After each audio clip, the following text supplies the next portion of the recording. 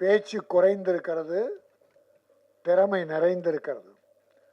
அவர் தொட்டிருக்கிற கதை கரு இருக்கிறதே, தமிழ் பாரம்பரியம், தமிழ் கலாச்சாரம், தமிழ் பண்பாடு அனைத்தையும் உள்ளடக்கிய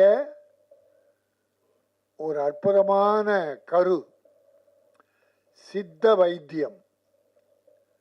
நம்முடைய பேரரசு கூட பேருரையாற்றினார்.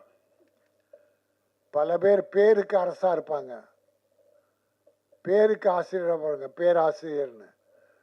உண்மையிலேயே ஒரு அற்புதமான விஷயங்களை எல்லா விஷயத்தையும் தொட்டார், விளக்கம் தந்தார். அதான் அறிவுபூர்வமான விஷயம். சித்த மருத்துவம் ஒரு காலத்தில் சிதைந்து இருந்தது. யாரும் ஏறெடுத்து பார்க்காமல் இருந்தார்கள். அலோபதிக்கு போயிட்டு